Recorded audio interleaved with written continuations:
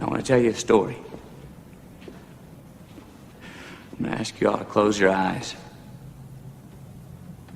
while I tell you this story. I want you to listen to me. I want you to listen to yourselves.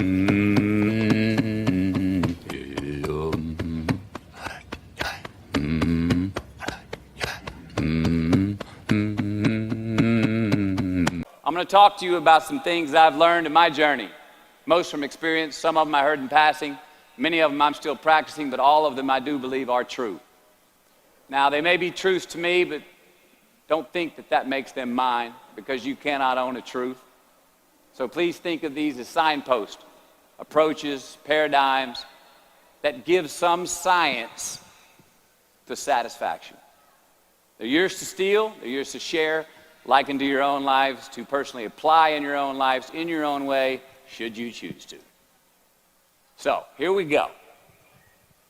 Number one, and this should come up on the Jumbotron. Life's not easy. Is it up there? Life is not easy. It is not. Don't try to make it that way. Life's not fair. It never was. It isn't now, and it won't ever be. Do not fall into the trap, the entitlement trap, of feeling like you're a victim. You are not. Get over it and get on with it. And yes, most things are more rewarding when you break a sweat to get them. Fact. Number two. I love this one. Unbelievable is the stupidest word in the dictionary. Should never come out of our mouths. Think about it. To say, oh wow, what an unbelievable play. It was an unbelievable book, an unbelievable film, an unbelievable act of courage. Really?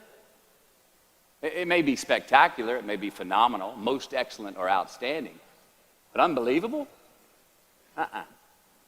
Give others and yourself more credit. It just happened. You witnessed it. You just did it. Believe it.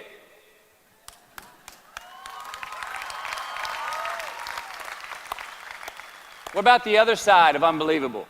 You know, that side when we humans underperform or act out of our best character. For instance, man flies a suicide jet into the World Trade Center.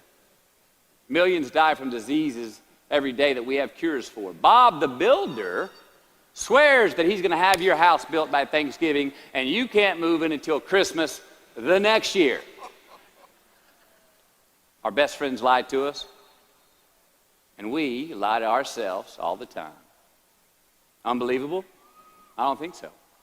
Again, it just happens, and it happens every day. Nothing that we Homo sapien earthlings do is unbelievable. And if there's one thing you can depend on people being, it's people. So we shouldn't be surprised. We, us, are the trickiest mammals walking the planet. I'm not worried about the monkeys. I'm worried about you and me. So acknowledge the acts of greatness as real, and do not be naive about mankind's capacity for evil, nor be in denial of our own shortcomings.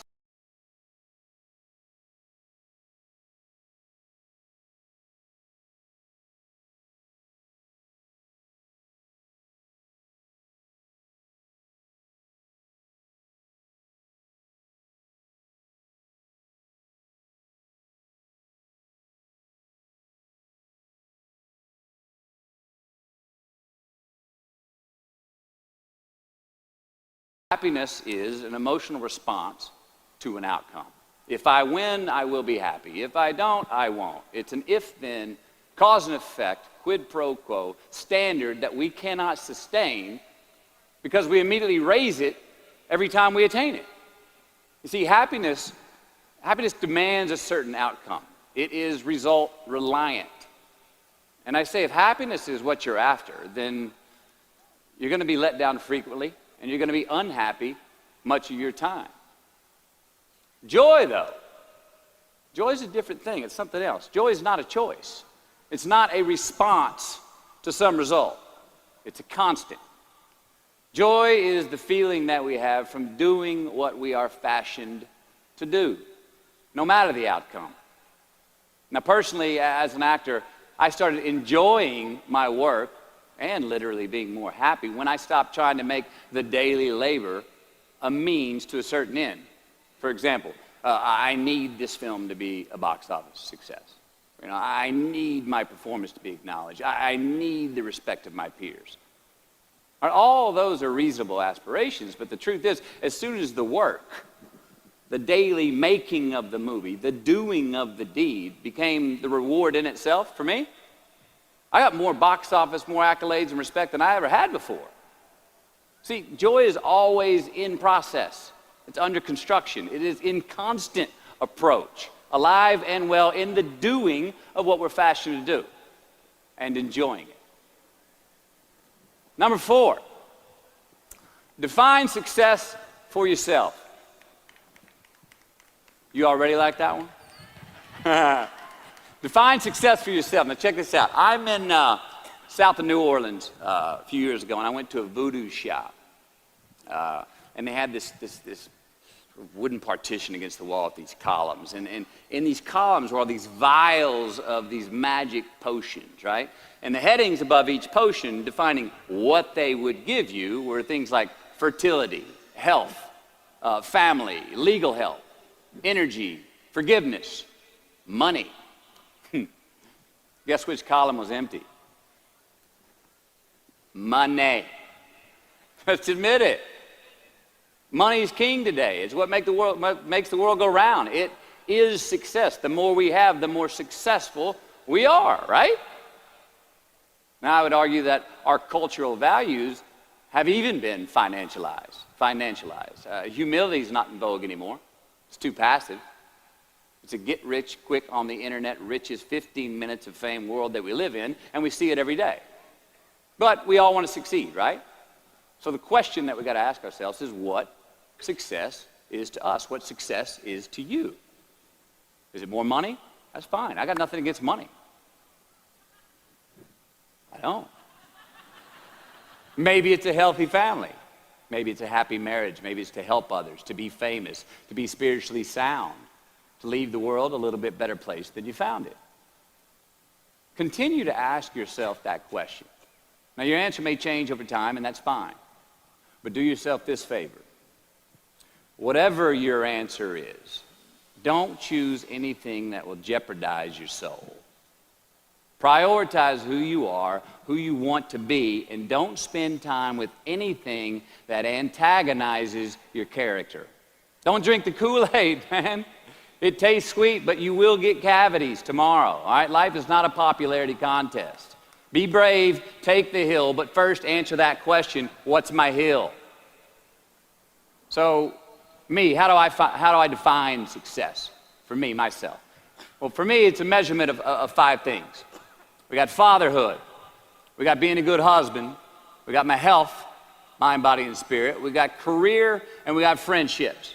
These are what's important to me in my life right now. So I try to measure these 5 things each day.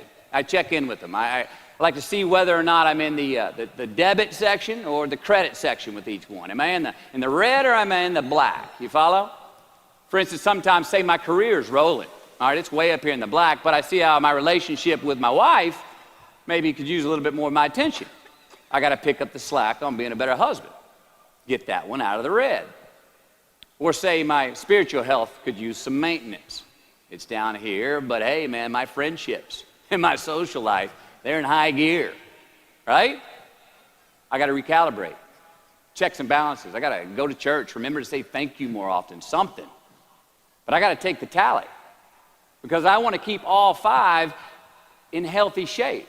And I know that if I don't take care of them, if I don't keep up maintenance on them, one of them is going to get weak, man. It's going to dip too deep into the debit section. It's going to go bankrupt. It's going to get sick, die even. So first, we have to define success for ourselves. And then we have to put in the work to maintain it. Take that daily tally. Tend our garden. Keep the things that are important to us in good shape. I mean, let's admit it. We've all got 2 wolves in us. A good one and a bad one. And they both want to eat. The best I can tell, we just got to feed that good one a little more than the other one. Here we go. Number 5. Process of elimination is the first step to our identity. AKA where you are not is as important as where you are. All right, 1992, I got my first job as an actor. 3 lines, 3 days work in a film called Dazed and Confused. All right. All right, all right, all right. There we go. So this director of that film, Richard Linklater, he kept inviting me back to set each night, putting me in more scenes, which led to more lines, all of which I happily said yes to. I mean, I'm having a blast. People are telling me I'm good at what I'm doing, and they're writing me a check for $325 a day. I mean, hell yeah, give me more scenes. I love what I'm doing. Well, by the end of the shoot, by the end of the film, those 3 lines had turned into over 3 weeks' work, and it was mine. It was Wooderson's 1970 Chevelle that we went to go get Aerosmith tickets in, man. Yeah, it was badass. Well, a few years ago, I'm watching this film again, and I noticed 2 scenes that I really shouldn't have been in. In one of these scenes, my character Wooderson, I exit screen left to head somewhere, and then I re-enter the screen and to double check if any of the other characters wanted to go with me. Now, in rewatching the film, and you'll agree if you know Wooderson, Wooderson's not a guy who would ever say, later, and then come back to see if you were sure you didn't want to go. Now, when Wooderson leaves, Wooderson is gone. He does not stutter, step, flinch, rewind, ask twice, or solicit. You know what I'm talking about. Wooderson has better things to do, like liking those high school girls, man, because I get older and they stay the same age. My point is, I should not have been in that scene. Shouldn't have come back. Should have exited screen left and never come back. But back then, making my first film, getting invited back to the set, cashing that check and having a ball, I wanted more screen time. I wanted to be in the scene longer and more and come back into the scene, right? But I shouldn't have been there. Wooderson shouldn't have been there. It is just as important where we are not as it is where we are. Look, the first step that leads to our identity in life is usually not, I know who I am, I know who I am. That's not the first step. The first step's usually, I know who I am not. Process of elimination. Defining ourselves by what we are not is the first step that leads us to really knowing who we are. You know that group of friends that you hang out with that they really might not bring out the best in you? You know, they gossip too much, or they're kind of shady. They really aren't going to be there for you in a pinch. Or how about that bar that we keep going to that we always seem to have the worst hangover from? Or that computer screen, right? That computer screen that keeps giving us an excuse not to get out of the house and engage with the world and get some real human interaction. Or how about that food that we keep eating, the stuff that tastes so good going down, it makes us feel like crap the next week, when we feel lethargic and we keep putting on weight? Well, those people, those places, those things, stop giving them your time and energy. Just don't go there. I mean, put them down. And when you do this, when you do put them down, when you quit going there, and you quit giving them your time, you inadvertently find yourself spending more time and in more places that are healthy for you, that bring you more joy. Why? Because you just eliminated the who's, the where's, the what's, and the when's that were keeping you from your identity.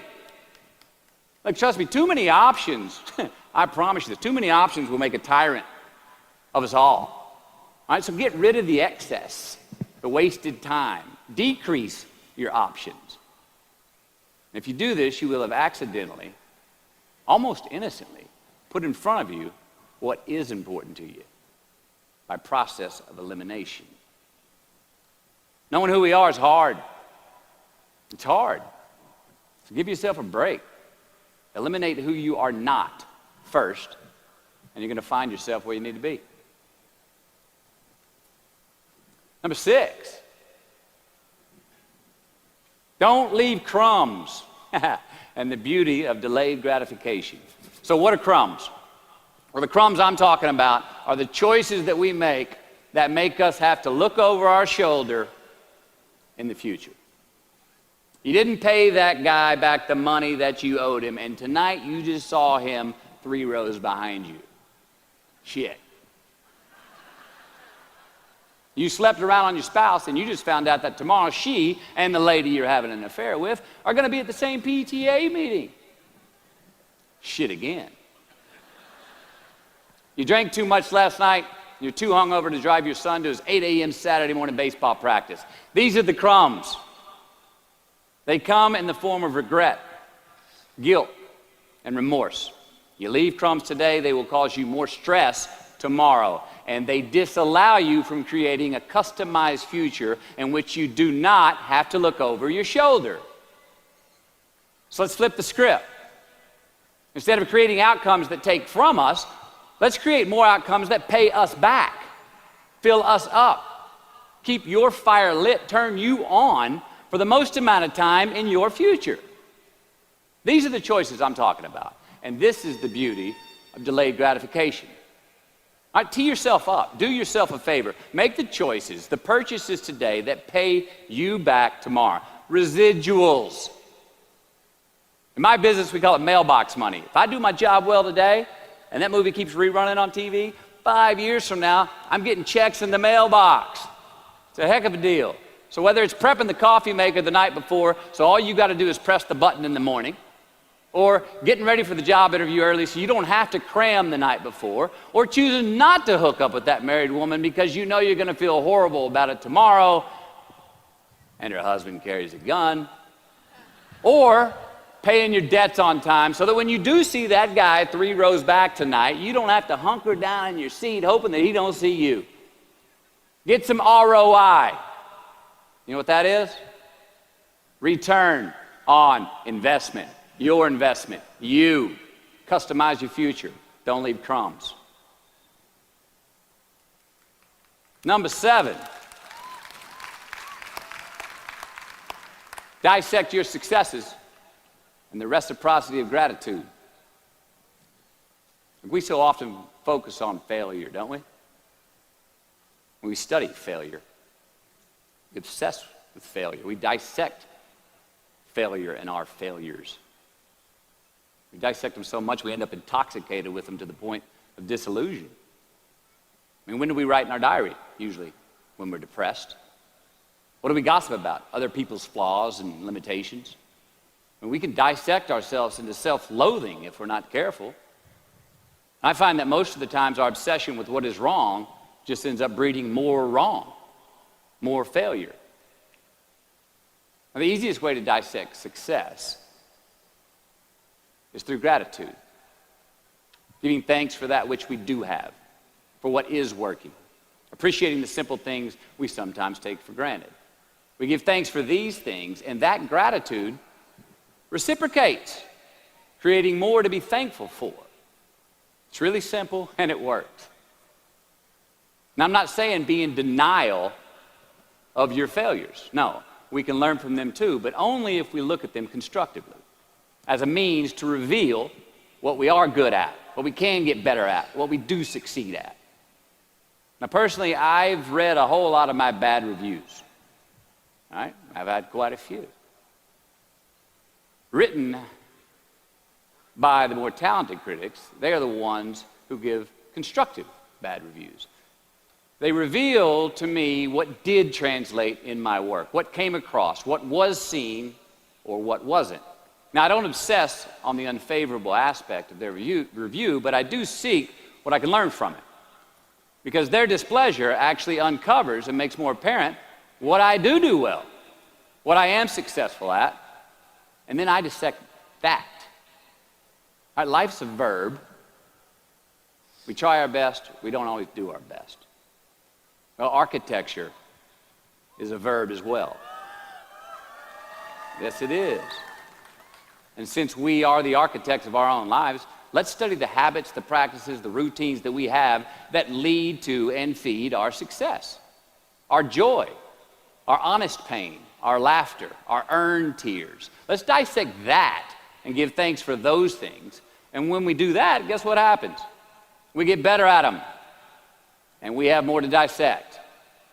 To any of us, whatever those things are, whatever it is we look up to, whatever it is we look forward to, and whoever it is we're chasing, to that I say amen. To that I say, all right, all right, all right.